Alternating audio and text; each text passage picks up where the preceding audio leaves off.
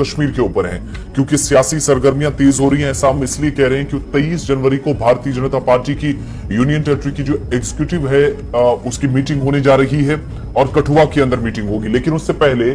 23 तारीख को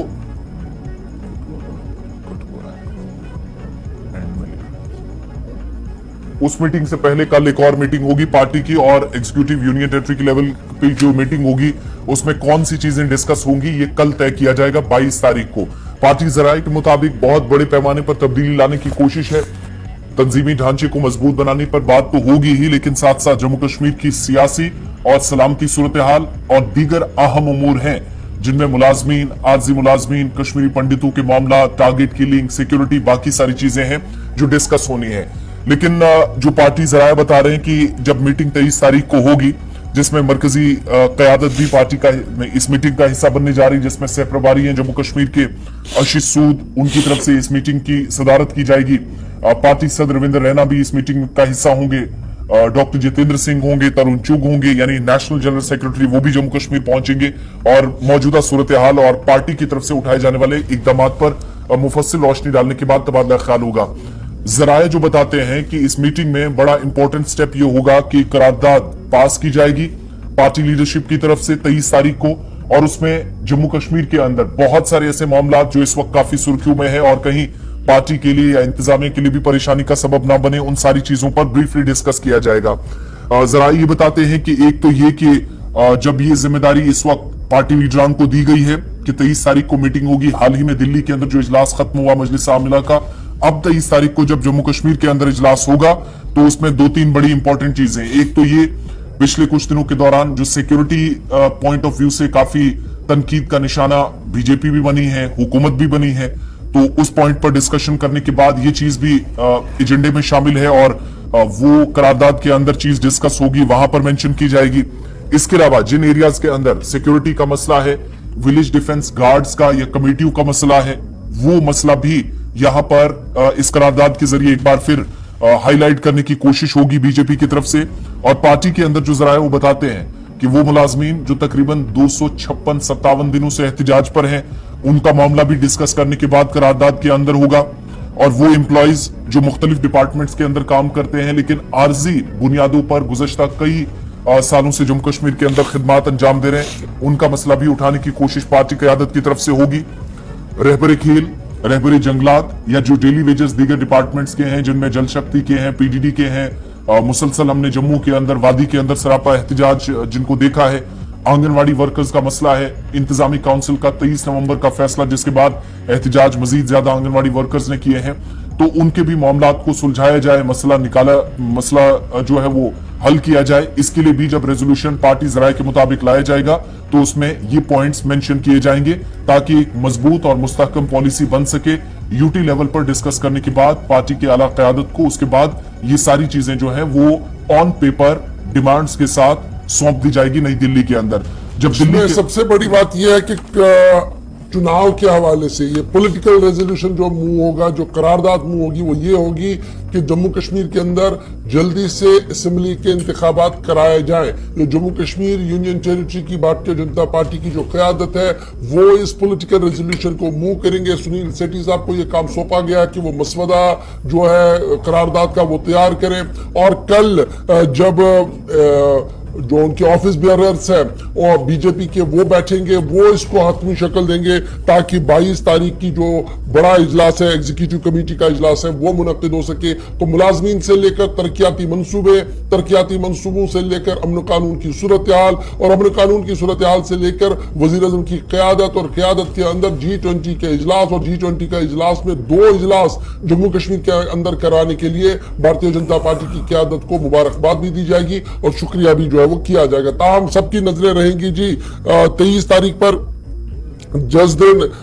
इजलास होना है, एग्जीक्यूटिव कमेटी का इजलास होना, उस वक्त पॉलिटिकल करारदाद क्या कुछ होगी, बड़ा सवाल ये होगा। क्योंकि नेशनल हुकअप पर जो नेशनल एग्जीक्यूटिव की मीटिंग हुई थी उसमें जम्मू कश्मीर का जिक्र तो हुआ लेकिन चुनाव का जिक्र नहीं हुआ। लेकिन जब जम्मू कश्मीर की बारी आ रही है तो प्रायोरिटी पर एक करारदाद रखा जा रहा है जिसमें जम्मू कश्मीर के अंदर चुनाव कराने की मांग बीजेपी की तरफ से ऑफिशियली यूटी की तरफ से की जाएगी। बहरहाल बात हो रही है 370, बात हो रही है करारदादों की, बात हो रही है बीजेपी नुमाइंदगी की, तो बात जरा मरकजी हुकूमत की भी करे और मरकजी हुकूमत के अंदर कद्दावर शख्सियत अमित शाह की भी बात करे, क्योंकि अमित शाह का बड़ा बयान जम्मू कश्मीर के हवाले से सामने आया है और अमित शाह का मानना है कि 370 खत्म होने के बाद यानी 5 अगस्त 2019 को जो फैसला लिया गया उसके बाद बदल रहे हैं जम्मू कश्मीर के हालात और बदलते हालात के बीच तालीम हासिल करने वाले नौजवानों की तादाद भी जम्मू कश्मीर के अंदर बढ़ रही है। यानी जम्मू कश्मीर रियासत के अंदर यूटी के अंदर 32,000 बच्चे अक्रॉस द कंट्री यानी पूरे मुल्क से इस वक्त तालीम हासिल कर रहे हैं। पूरे मुल्क से 32,000 बच्चों ने दाखिला लिया है जम्मू कश्मीर के मुख्तलिफ यूनिवर्सिटीज के अंदर, कॉलेज के अंदर, ताकि वो अपनी तालीम को जारी रख सके। और अमित शाह साहब का मानना है कि ये 5 अगस्त 2019 के बाद हुआ है कि इतने बड़े तादाद में बच्चों ने वहां पर हिस्सा लिया हो। इससे पहले हालात ये थी कि यूनिवर्सिटी या कॉलेज महीनों भर बंद रहते थे और वहां के बच्चे बैरून रियासत चले जाते थे, लेकिन अब रिवर्स गियर चला है और उल्टी गंगा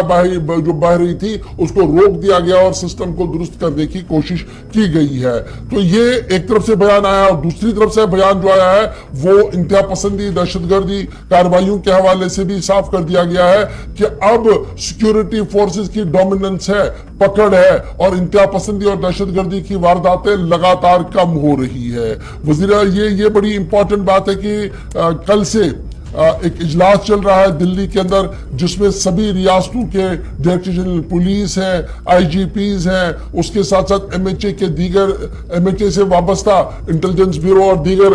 इदारों के सरबराहान हैं। तो वहां पर कल वजीर दाखिला साहब गुफ्तगू कर रहे थे, मुल्क की सलामती सूरत हाल के हवाले से बात कर रहे थे और जम्मू कश्मीर का जब जिक्र आया तो कहा गया कि 32,000 बच्चे पूरे मुल्क से इस वक्त जम्मू कश्मीर के अंदर पढ़ रहे हैं और दरअसल ये उस बड़े फैसले का नतीजा है और सिक्योरिटी एजेंसीज का काम का नतीजा है कि अब वहां कॉलेज यूनिवर्सिटियां चल रही है और बच्चे जो वहां पर तालीम के लिए आ रहे हैं। एक तरफ से ये कहा गया है और दूसरी तरफ से जो वज़ीर आज़म साहब का दफ्तर है उनकी तरफ से जो बयान दिया जा रहा है वो ये है कि आज वज़ीर आज़म साहब जो है वो इस इजलास में खुद भी मौजूद रहेंगे और 2014 के बाद हम लगातार देख रहे हैं कि वज़ीर आज़म साहब जब भी डायरेक्टर जनरल पुलिस, आईजीपीज और इंटेलिजेंस ब्यूरो की मीटिंग होती है तो उसमें आज खुद रहते हैं, उनके इनपुट्स को सुनते हैं, सरकार की काम के हवाले से उनसे बात करते हैं ताकि मुस्तकबिल के लाहेअमल को तरतीब दिया जाए। बहरहाल अमित शाह का बड़ा बयान हमने आपके सामने रख दिया है। शाह के बयान के बाद जरा एक और सरकारी कार्रवाई की बात करते हैं, लेकिन सरकारी कार्रवाई हुई है देर से क्योंकि मुलाजिम रिटायर हो गया है, लेकिन रिटायरमेंट के बाद पता लगा कि जनाब मामला सही नहीं है। जनूबी कश्मीर से खबर, अनंतनाग से इस वक्त की बड़ी खबर कि health and medical education department ने इंक्वायरी ऑर्डर कर दिए हैं जी साबिक सीएमओ के खिलाफ और यह कहा गया कि साबिक सीएमओ ने अपने दौर के दौरान इलीगल अपॉइंटमेंट्स की हैं और उन इलीगल अपॉइंटमेंट्स की छानबीन के लिए बाज़ाब्ता तौर पर हाई लेवल कमेटी जो है वो तश्कील दे दी गई है जो अपनी रिपोर्ट या इंतजामिया को सौंपेगी जिसके बाद कार्रवाई होगी। और chief medical officer Kulgam Anantnag को डायरेक्ट किया गया है कि वो तमाम तर जरूरी कागजात जो है वो इंक्वायरी ऑफिसर को दे दे और इंक्वायरी ऑफिसर से ये कहा गया है कि 1 महीने के अंदर अंदर ये पूरा मामला जो है ब्लैक एंड व्हाइट में इंतजामिया के सामने हो। इस पर जरा मजीद गुफ्तगू करेंगे कि आखिर ये मामला है क्या, किन लोगों को रोजगार दिया गया था और क्या वाकईतन वो चोर दरवाजे से नौकरियां फराहम की गई थी और पोजीशन का नाजायज इस्तेमाल किया गया था। इस पर बात करेंगे, हमारे साथ फिदा हुसैन भी है। फिदा, साउथ कश्मीर का इलाका जहां से खबर यह है कि साबिक सीएमओ अनंतनाग के खिलाफ कार्रवाई, क्योंकि कार्रवाई इसलिए हो रही है उन्होंने अपने चेयर का नाजायज फायदा उठाया, गैर कानूनी तौर पर तकर्री की और बाज़ाब्ता तौर पर उसके तमाम तर डॉक्यूमेंट्स को बनवाने में उसकी मदद की है और अब इंक्वायरी और inquiry report within 1 month. क्या कुछ डिटेल है, किसकी नौकरी लगी थी? और देखिए किसकी नौकरी लग गई है, इसके दस्तखत उस वक्त चले हैं और अब जो सारा मामला है अब ये सामने आ जाएगा। इन्वेस्टिगेशन जब हो जाएगी, चीफ अकाउंटेंट ऑफिसर को मुकर्रर किया गया है, इसकी पूरी तहकीकात, इसकी पूरी छानबीन जो है उसके बाद जब रिपोर्ट तैयार हो जाएगी तो वो मंजिल आप पर आ जाएगी। साथ ही साथ ये भी कहा गया कि जो chief medical officer Kulgam Anantnag है उससे कहा गया कि वो ताउन करे, जो भी दस्तावेज जो तहकीकात कमेटी है उनको चाहिए वो फराहम करे। लेकिन अब मामला यही है कि क्या जो गैर कानूनी तकरार क्या हुई है, क्या इसमें गलत दस्तखत हुए हैं, क्या ये उस वक्त जब सीएमओ जो थे क्या उन्होंने किसी का शब खून किया, क्या किसी जो वो जॉब था क्या ये किसी और को लगना था और उन्होंने अपने मनपसंद को किया है।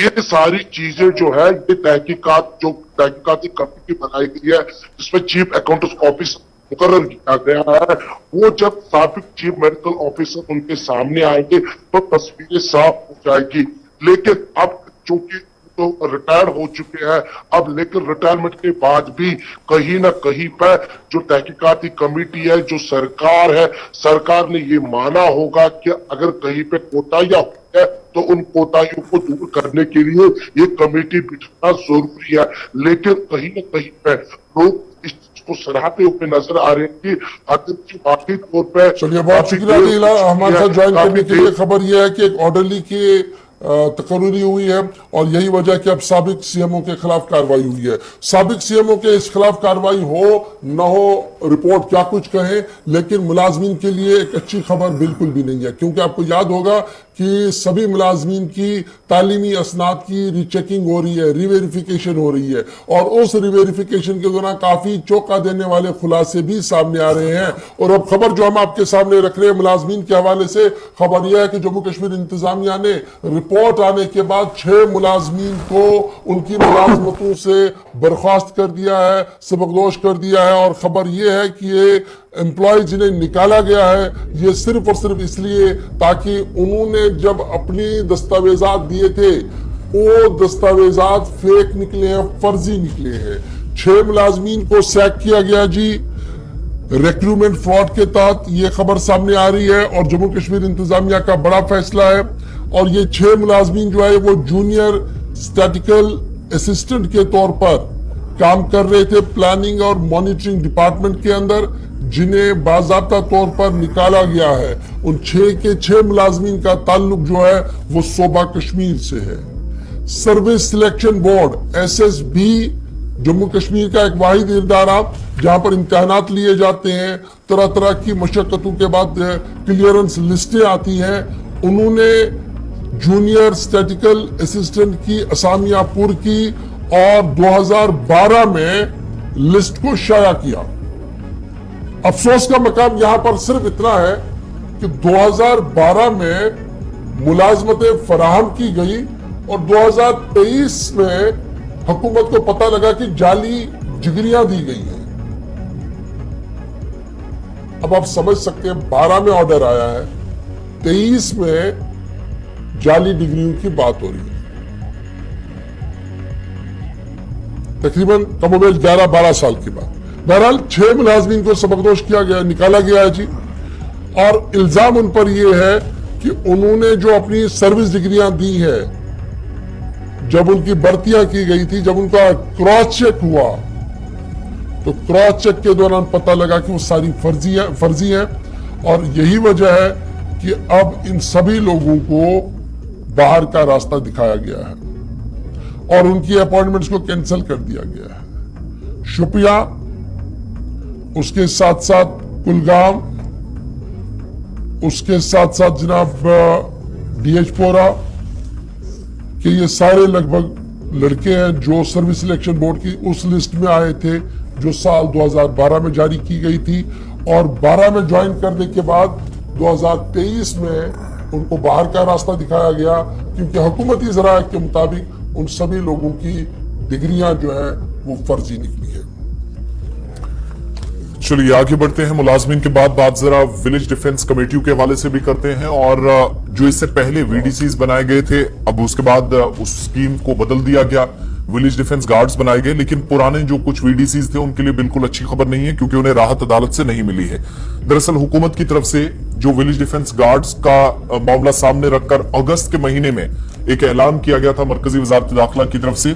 कि जो विलेज डिफेंस कमेटियां उसी तर्ज पर village defence guard Jammu Kashmir के अंदर काम करेंगे और 619 के करीब ऐसे जम्मू कश्मीर के अंदर। और फिर हमने देखा कि डिस्ट्रिक्ट लेवल पर इसके लिए हुक्मनामे भी जारी हुए। पुरानी जो कमेटियां थी उनको खत्म करते हुए विलेज डिफेंस गार्ड्स अब नई सिरे से जिम्मेदारियां संभालेंगे, ये ऑर्डर जारी हुआ है। लेकिन हुकूमत के इस फैसले के जो 14 अगस्त 2022 को ऑर्डर आया था, कुछ पुराने जो VDCs थे कमेटियों में 1995, 1998, 99 के बाद काम कर रहे थे, वो अदालत चले गए और अदालत में उन्होंने जाकर अपनी बात रखी, कहा कि हमने इतनी तवील मुद्दत से काम किया है, लेकिन हमें अचानक से खत्म करके नई स्कीम जो है विलेज डिफेंस गार्ड्स की सरकार लेकर आई है, तो हमें इस पर कम से कम राहत दी जाए। और जो हुकूमत का ऑर्डर है या जो हुक्मनामा फिर डिस्ट्रिक्ट एडमिनिस्ट्रेशन की तरफ से मुख्तलिफ अजला के अंदर भी जारी किए गए, नई कमेटियों को लेकर, नई गार्ड्स को लेकर उस हुक्मनामे पर रोक लगाई जाए। लेकिन अदालत से इसलिए उन विलेज डिफेंस कमेटियों के जिम्मेदारान के लिए या जो विलेज डिफेंस कमेटियों के मेंबरान पुराने थे उनके लिए झटका है जो अदालत गए थे, क्योंकि हुकूमत का जो ऑर्डर था उस पर ब्रेक लगाना, उस पर स्टे लगाना, इस बात को कोर्ट ने नहीं माना है, अर्जी एक तरह से खारिज कर दी। और ये कहते हुए कि मुल्क के अंदर सलामती सूरत हाल, शहरियों को तहफ्फुज देना या जो मुल्क या रियासत मुखालिफ जो एक बड़ा चैलेंज सिक्योरिटी इदारों के सामने है, उस हिकमत अमली के तहत जम्मू कश्मीर के अंदर इस नए प्लान के मुताबिक विलेज डिफेंस गार्ड्स का कयाम अमल में लाया गया है। लिहाजा हुकूमत का जो ऑर्डर है उसको सही ठहराते हुए जस्टिस भारती जिन्होंने कल इस मामले की समाअत की और विलेज डिफेंस कमेटियां चूंकि रामबन, किश्तवाड़, डोडा और राजौरी की कुछ इलाकों के अंदर जो 1995 के बाद ऑलरेडी काम कर रहे थे, उनका यह ऐतराज है कि नई कमेटियां तो आपने बनाई लेकिन पुरानों का क्या। और नई जो गार्ड्स बनाए उसके दो अलग अलग कैटेगरीज नए हुक्मनामे के मुताबिक बनी थी, V1, V2, जिसमें 4 से 4500 यानी 4500 तक सैलरी देने की बात सरकार की तरफ से कही गई। लेकिन कुल मिलाकर वो हुक्मनामा जो हुकूमत का था उस पर रोक लगाने की जो मांग पुराने वीडीसीज ने की थी, उस पर अदालत ने समाअत की और उस पर स्टे लगाने से अदालत ने इनकार यानी वीडीजीज के मामले पर हाईकोर्ट ने समाअत की नहीं, और समाअत की लेकिन वो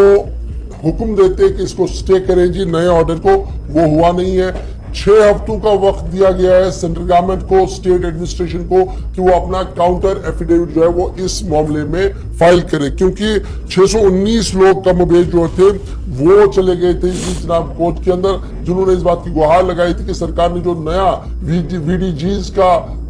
स्कीम मुतारुफ कराया और पुराना स्कीम खत्म कर दिया, उससे हमें काफी नुकसान हो रहा है और उसको देखा जाए। और हमने इतना काम भी किया, तो वो सारी बातें सुनने के बाद ही नोटिस जारी करने का फैसला लिया। ताहम ब्रेक लगाई जाए, स्टे लगाया जाए, इस पर हुकूमत को एक राहत है, क्योंकि हाई कोर्ट ने रिफ्यूज किया वीडीजीज पर स्टे लगाने के हवाले से। छोटा सा ब्रेक होगा जी, यहाँ पर ब्रेक के उस पार आएंगे तो आपको बताएंगे कि जो मुलाजमीन पिछले 250 दिन से सरापा एहतजाज है जम्मू के अंदर, उनके लिए लेफ्टिनेंट गवर्नर साहब का एक पैगाम है। पैगाम के अंदर क्या शीरीनी है बताएंगे आपको। फिर आपको यह भी बताएंगे कि जम्मू कश्मीर एक मुनफरिद मकाम रखता है पूरी दुनिया के अंदर, और इसका अब बाज़ाब्ता तौर पर दुनिया तक पैगाम पहुंचाने के लिए एक और कदम उठाया जा रहा है कलम के हवाले से। क्या कुछ ये होगा, दोनों खबरें बैक टू बैक आपके सामने रखेंगे, आपकी फोन कॉल्स को भी शामिल प्रोग्राम करवाएंगे। उम्मीद है कि आप हमारे साथ बने रहेंगे। छोटा सा ब्रेक के फौरन बाद दोनों बड़ी खबरें।